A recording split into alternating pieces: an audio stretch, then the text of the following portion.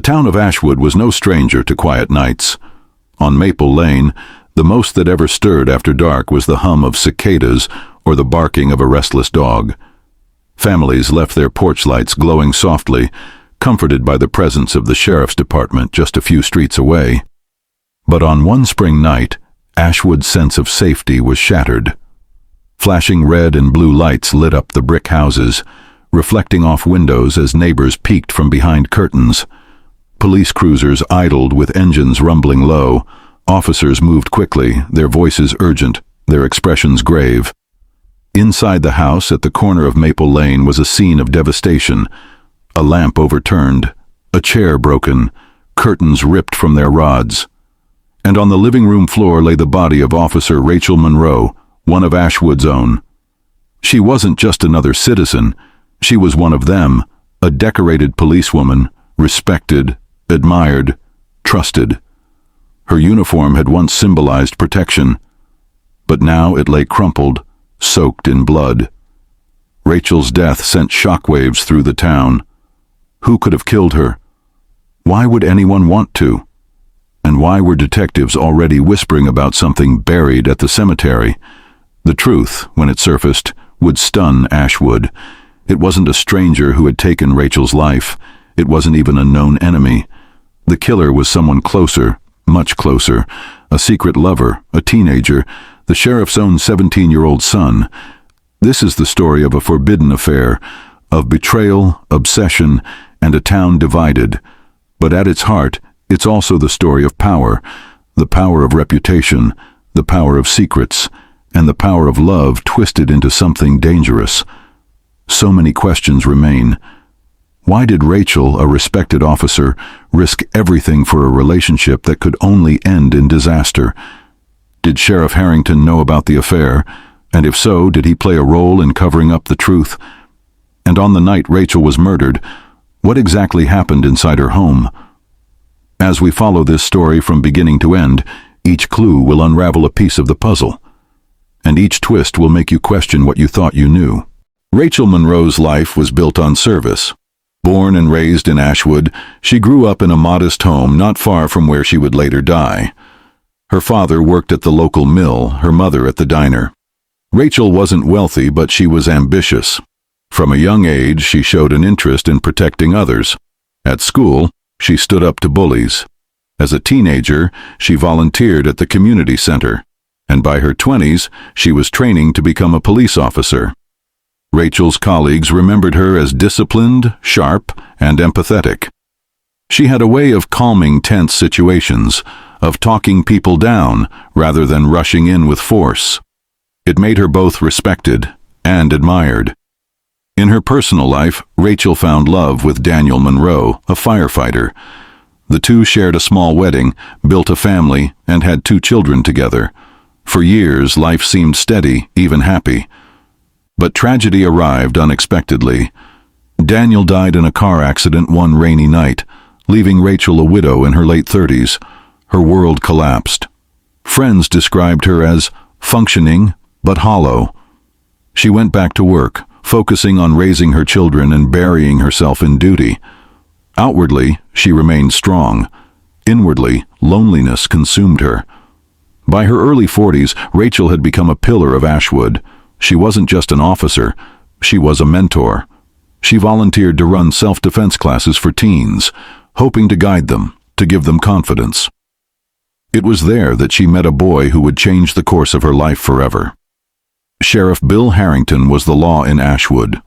Broad-shouldered, silver-haired, with a commanding voice, he had led the department for nearly 20 years. He was known for his toughness, his authority, and his refusal to bend to public pressure. He ran his home the same way he ran his office, strict, orderly, uncompromising. To many, Harrington was a hero, but to those who lived under his roof, his presence was suffocating. His son, Ethan, grew up in that shadow. From an early age, Ethan was expected to behave perfectly, to excel in school, to live up to the Harrington name. Every mistake brought sharp lectures, every failure was magnified. By 17, Ethan was restless. His friends described him as moody, unpredictable, and often reckless. He skipped classes, stayed out late, and rebelled quietly against his father's rules.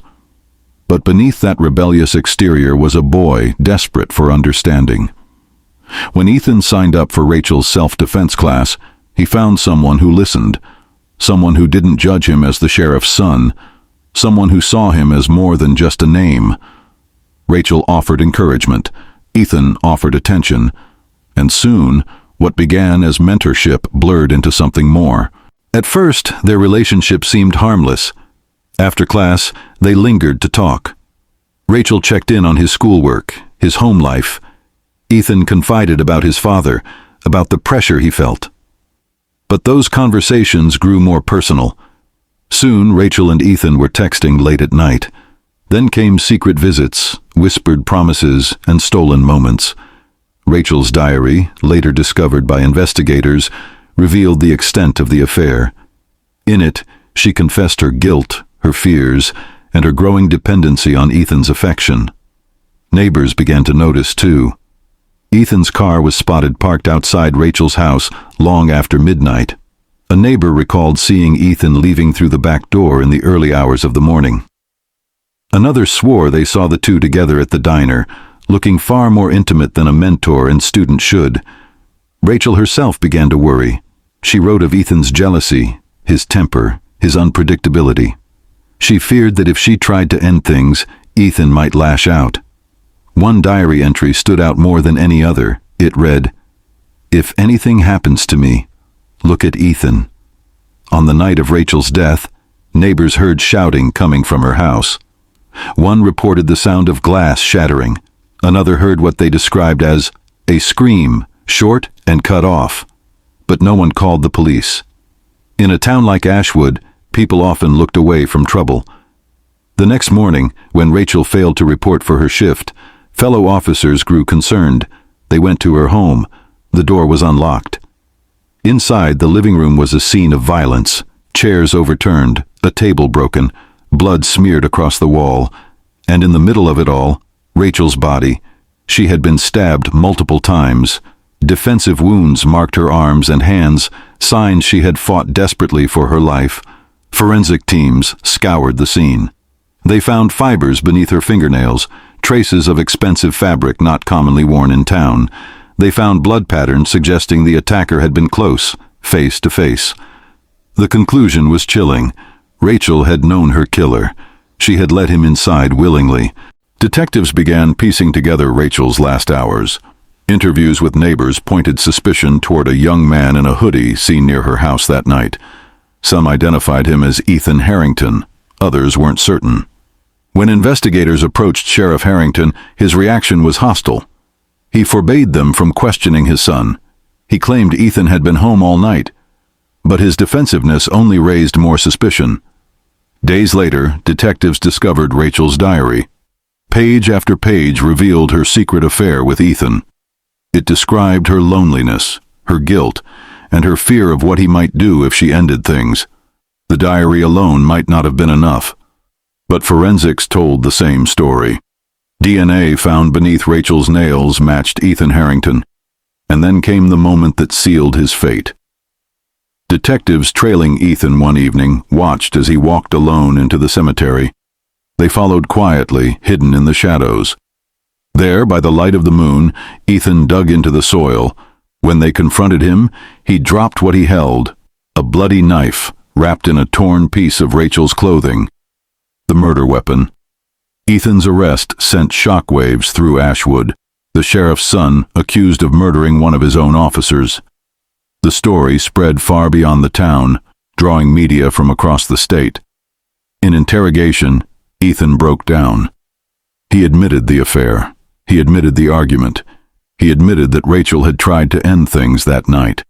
According to him, the fight spiraled. He claimed he didn't mean to kill her, that anger overtook him.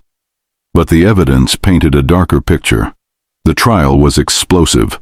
The prosecution presented Rachel's diary, her words damning Ethan in her own hand. They showed the knife, the DNA, the eyewitness accounts. The defense tried to portray Ethan as a victim, a teenager manipulated by an older woman, pushed beyond his limits. But the jury saw the truth. Ethan Harrington was found guilty of murder. As the verdict was read, Sheriff Harrington sat in silence. The once unshakable man now broken, his career, his reputation, his family, destroyed. Aftermath reflection, 2:10 to 1 to 2:20. Rachel's children were left without a mother. Ethan was left without a future. The sheriff was left disgraced. The town of Ashwood was divided forever. Some blamed Ethan, some blamed Rachel. Others blamed the sheriff for raising a boy under such crushing weight. But no matter where the blame fell, one fact remained. A secret affair had ended in bloody murder, leaving behind scars that would never heal. This wasn't just a crime. It was a tragedy of choices, of love twisted into obsession, of power abused and trust destroyed. And it leaves us with a haunting question. Was justice truly served, or did this story have no winners at all? What do you think? Was Ethan purely guilty, or was Rachel also responsible for crossing the line that set this tragedy in motion? Was the sheriff protecting his son, or simply blinded by pride? Drop your thoughts in the comments. We read every single one. And if you thought this case was shocking, wait until you hear the next story we uncover. Subscribe now so you never miss the untold crimes hiding in plain sight.